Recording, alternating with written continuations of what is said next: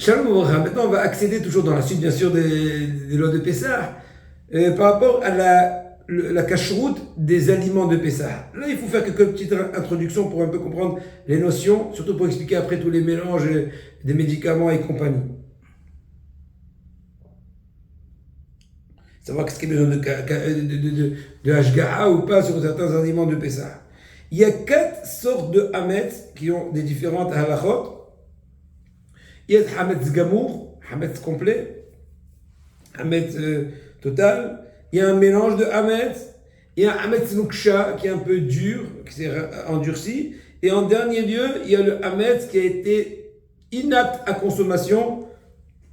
Alors, le hametz gamour, c'est par exemple une chose qu'en soi, il est comestible, du hametz gamour, sans aucun mélange, qu'on peut manger, il est interdit de la Torah.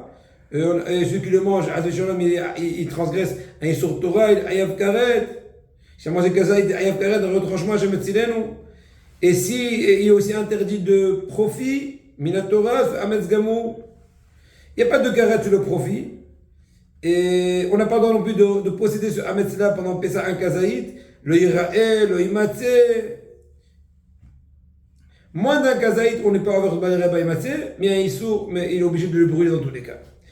Par rapport au mélange de hametz, le hametz en soi il n'est pas en évidence, il est mélangé avec d'autres aliments, d'autres éléments, comme par exemple ktitzot, tu as une boulette de viande, dedans il y a dans la pâte de la viande, il y a un peu de farine, hametz, etc.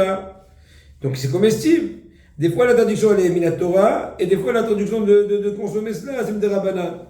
Dans tous les cas, il est interdit de posséder pendant Pessah un tel mélange, il faudra le brûler ou au moins le vendre à un goy. Pour continuer, le hametz nuksha, c'est un genre de hametz qui est mauvais. Nuksha, bien sûr, caché vera, qui est parce qu'il n'a pas complètement bien levé, du pain qui a mal levé, par exemple, et donc il est un peu rigide, ou bien parce que depuis le début, il n'était pas très comestible pour l'homme, parce que pour plusieurs raisons. Un tel hametz, il est assourd de consommation que midirabanan, que nos sages l'ont interdit, mais la Torah, il n'y a pas de problème.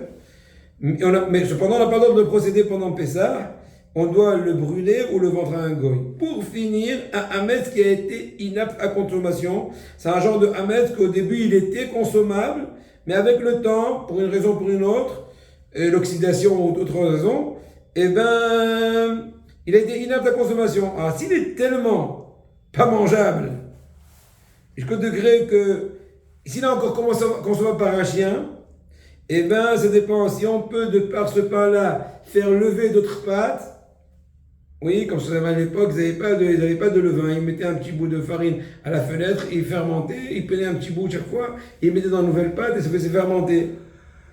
S'il peut fermenter d'autres pâtes, on est obligé de l'éliminer. Mais s'il n'est pas apte à fermenter de pâtes, on n'a pas besoin de l'éliminer. Et s'il est tellement détérioré que même pour la consommation d'un chien, il est inapte ce pain-là, ce hametz-là, même si on peut faire fermenter d'autres pâtes, il est considéré comme un excrément, c'est rien du tout, c'est un walou. On peut même en profiter de Pessah, et il y en a beaucoup des rishonim qui pensent qu'on peut même le manger à la rigueur. Mais selon la halakha, on interdit midirabanan au moins de consommer un tel hametz mais qu'il est détérioré en soi à cause de la notion qui s'appelle acheve. Acheve, c'est qu'il lui a donné de l'importance. Donc le fait qu'il a fait rentrer dans sa bouche une certaine importance, c'est ce qu'il interdit au moins midirabanan, au moins de le consommer. Tout ce qu'on vient de parler maintenant, c'est que quand il a été le hametz inapte à consommation avant Pessah.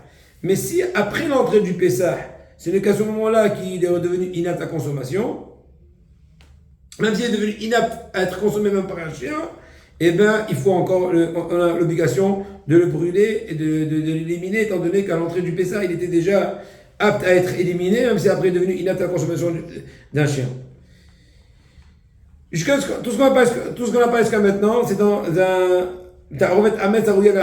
un mélange de hametz qui est comestible, qui est mangeable, ou un hametz gamour qui a été immangeable. On ne peut pas la manger. הדבר שיש בו תערובת של אמץ מתעילתו יהיה אמץ גמור ויהיה ראוי לאכילה. התערובת אינו ראוי. Un hametz en soi qui a été apte à consommation, et de par le fait qu'il a été mélangé avec d'autres éléments, il est devenu inapte. Même s'il peut être mangé par des gens malades, et bien selon la stricte loi, on a le droit de le posséder pendant Pessah. On peut même en profiter, mais c'est interdit de le consommer. Maintenant, on va un peu détailler, on va commencer dans ce cours-là, un peu détailler la chose. Quels sont les aliments voilà, qui ont besoin d'un hercher ou pas? Alors tout d'abord, tous les genres d'aliments ou de boissons qui sont aujourd'hui vendus dans le commerce, c'est sûr qu'on est obligé d'avoir une bonne HGA dessus parce qu'aujourd'hui, vous avez très bien toutes les compositions chimiques, on ne peut jamais savoir combien ils ont rajouté par-ci par-là, quel produit à mettre ou pas. Et donc là, il faudra un scrupuleux HGA scrupuleuse, etc. Et maintenant, tout ce qui est fruits et légumes, en général, il n'y a pas de problème. Mais des fois, il faut voir aussi qu'il y a une bonne HGA, qu'ils n'ont pas été mélangés avec de la farine, ou qu'ils n'ont pas eu un contact avec tout genre de hametz qui risquerait de faire monter Pessah, ou même avant. Donc, dans tout ce cas-là, il faudra au moins bien laver, rincer les légumes avant Pessah, pour être sûr que même s'il y a de la farine, elle a été dégagée. Et une chose qui est ni un aliment, ni une boisson, ils ne sont pas aptes à être mangés par un homme, ils sont... Par contre, ils sont aptes, ils sont voués à certaines utilisations au profit.